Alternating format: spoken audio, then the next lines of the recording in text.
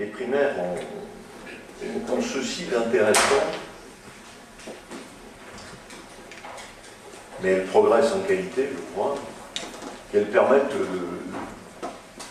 d'avoir des raisonnements, et y compris de mettre à jour ou au clair des divergences qui ont toujours existé dans les formations politiques. Je souhaite bien entendu pour le camp auquel j'appartiens que la primaire de gauche est un succès populaire,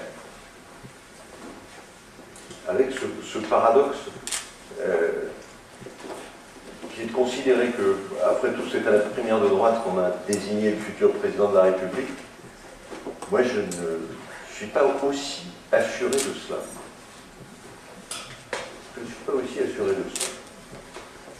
Le contenu des propos de François Fillon sont tellement navrants dans beaucoup de points que chacun a peut-être gardé en mémoire le lendemain de son élection, c'était sur France Inter, dans la matinale, une personne âgée, une grand-mère, téléphone, affolée, en disant « Mais comment demain, si je ne peux plus me soigner, avec la retraite qui est la mienne, qu'est-ce que je deviens ?»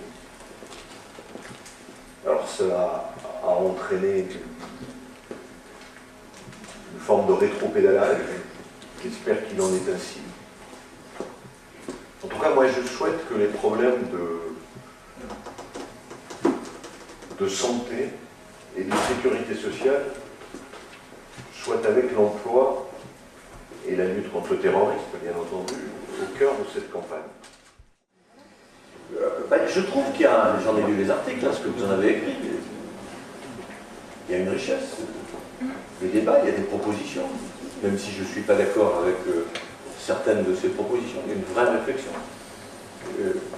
La caricature de la position de François Fillon, d'une part, et puis les propositions de la primaire de gauche, montrent bien, enfin, je veux dire, il y a eu un vrai débat, je crois, hier, sur la lutte contre l'échec scolaire, même sur le cannabis. Bon, il y a des bêtises qui sont... Je veux dire qu'on va taxer l'histoire de taxer les robots, mais enfin, qui peut avoir suggéré ça à un monde. Ça signifie qu'on tue l'industrie française. Et je suis désolé de le dire à des amis autour de moi, mais c'est un débat. Je suis, à l'heure d'aujourd'hui, hostile au revenu universel. Moins par son coût que... parce qu'il ressemble assez au SMIC jeune de Balladur, parce que c'est une pure création de l'administration centrale, parce que la droite, pour partie, le défend, et puis parce que c'est une façon, à un moment donné, aussi de réguler tous les droits qui ont été ouverts, je pense notamment aux handicapés, aux allocations des handicapés, aux aides de base. Ce sont des droits dédiés à des personnes fragiles. Le fait de dire bah, maintenant tout ça n'existe plus, on va faire des économies de gestion, je trouve ça bizarre. Et puis, je veux dire, moi j'ai pas envie qu'on verse 700 € ou 300 € au fils de M. Bolloré ou au petit-fils de M. Bolloré. La jeunesse aujourd'hui et les problèmes qu'elle rencontre, une espèce d'inclination vers la facilité, vers voilà, la non-insertion, etc. Je pourrais citer des exemples. Quand vous avez à Villeneuve-sur-Lot, on crée un CFA de 10 millions d'euros, que vous réunissez des employeurs, que ces employeurs vous disent que sur des métiers que l'on forme, 3 emplois de charpentiers, des emplois de mécaniciens qui entretiennent tout le système un peu complexe maintenant qu'il y a dans l'agroalimentaire ou dans les coopératives agricoles pour embouteiller, etc. Emploi trop pénible, on ne trouve pas, il y a 25% de chômage chez les jeunes. Alors je me dis, quelle incitation.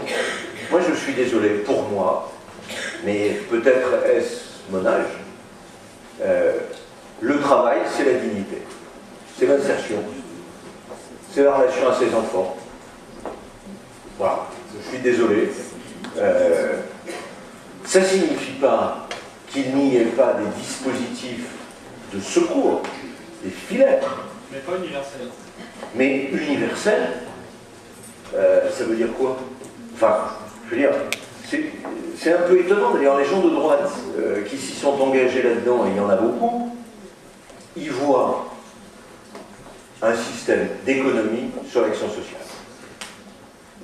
Donc, je veux dire, quand il y a ça dans le débat, avec les mécanismes d'alternance qui existent, il y a un loup.